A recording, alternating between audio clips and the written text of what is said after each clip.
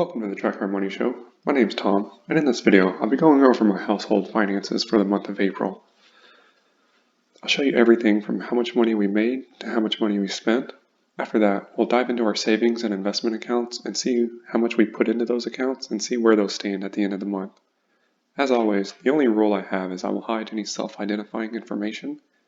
With that said, let's jump into April's finances. For the month of April, we brought home 4 paychecks total in the amounts of $1,424, $2,867, $1,250, and $1,958. We had a little bit of overtime in April, so some of our paychecks are slightly higher than they would be without the overtime. Also, we received one of our stimulus checks. We'll probably hold on to this and put it in our emergency fund, but for now you'll have to wait till next month's video to see what we actually ended up doing with it. As you can see, including the stimulus check, we brought in $8,700 for the month of April. Now let's move on to our expenses. For rent, we spent $1,373. Because of the pandemic, our apartment manager allowed us to put our rent on our credit card, so since we pay off our credit card every month and we never carry a balance, we decided to do this for the extra cashback rewards. This is for our 1-bedroom apartment, and this amount includes all water, trash, gas, and apartment fees. This is also a month-to-month rate, so we're paying a little bit of a premium, but we plan to buy a house soon, so hopefully it'll help us in the end so that we don't have to break our lease. For groceries, we spent $536. This amount includes groceries and alcohol. In April, we're still working from home full-time, so we're pretty much on lockdown and we can't really go anywhere, so we're eating at home a lot more than usual. For electricity, we spent $92.72. Electricity is always this amount. We have a flat rate plan, so it doesn't vary. For internet, we spent $79.54. Just like our electricity, this is a flat rate, and we always pay $79.54. For our cell phone, we always pay $134. This is for 2 phones with unlimited data. For insurance, as always, we put $150 towards that. We pay 6 months at a time, so we put $150 into our savings account, so hopefully when we pay the 6-month premium, we have all that money set aside. For gas, we didn't spend any money. I had to double check the credit card, and we in fact did not spend any money on gas. Even though we only filled up 1 time last month, it was enough that we didn't have to fill up our cars this month, and we only drove to the grocery store, which is just a few miles from our apartment. For our car payment, we paid $388. We have just over a year left on this loan, and it's at 2.24%, so we're not in a rush to pay it off early. For our student loans, we put $250 towards those. They usually come to about $200 total, but we paid a little bit extra.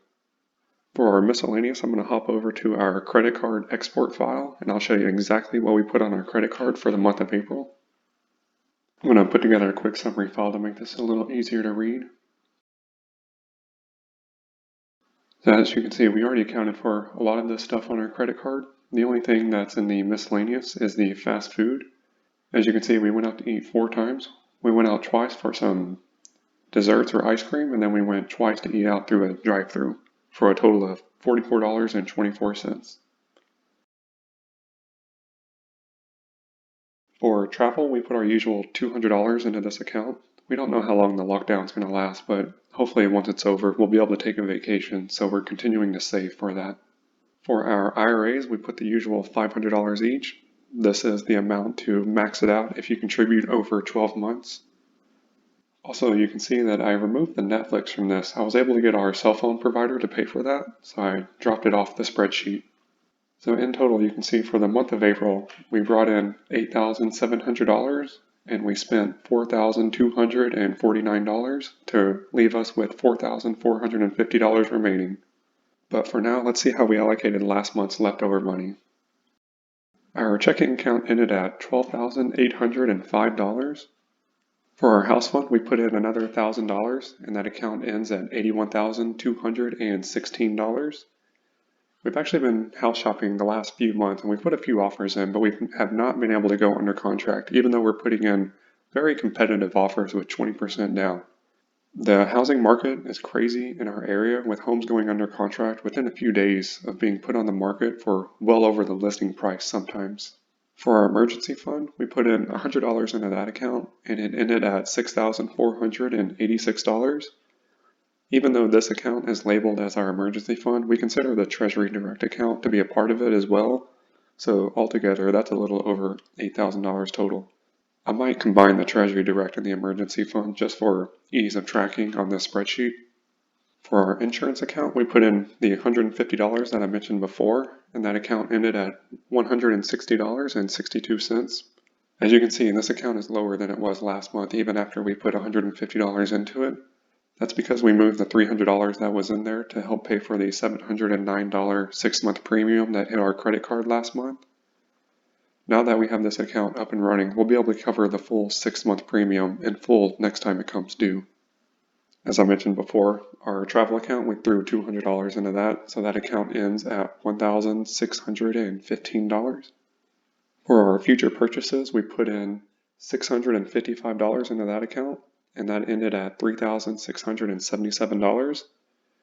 We've been saving up for a car, so $500 of that was to go towards the car, and then we added another bucket in this account to go towards upgrading our cell phone or a new laptop, whichever one we need first.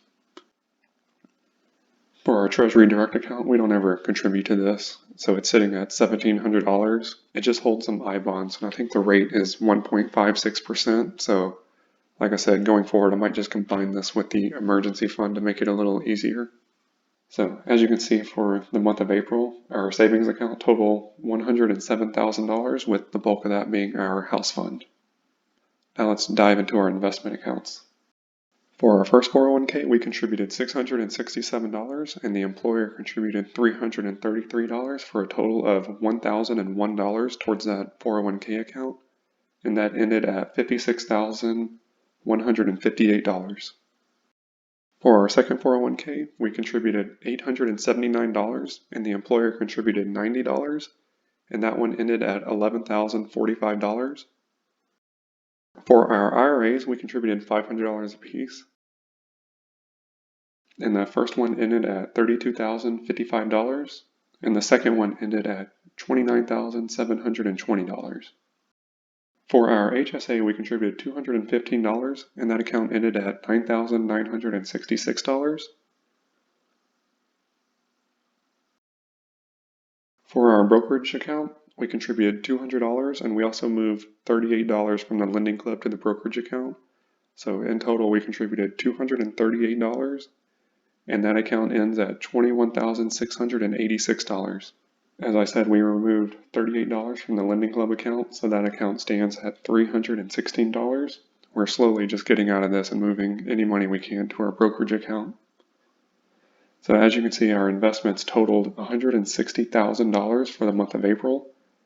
As you can see off to the side, our accounts did a lot better in April, ending $22,000 higher than they did last month. Now let's move on to our debt. As I mentioned before, for our car payment, we paid $388, and that loan is outstanding just under $5,000 now. For our student loans, we paid $250, and those are outstanding altogether at $3,381. We have some big changes coming for this account next month, so stick around for that. As you can see, April was a lot better investment-wise than March, with our investments gaining over $22,000 in value over last month. The market movements are outweighing our contributions and making a much bigger impact to the overall value. Also, you can see after I corrected the formula, our net worth increased over $27,000 this month and ended at just over $260,000. I track our money every month, so if you enjoy content like this, please hit the like button and consider subscribing so that you can catch next month's video and join me in this journey. I'll see you in the next video. Thank you.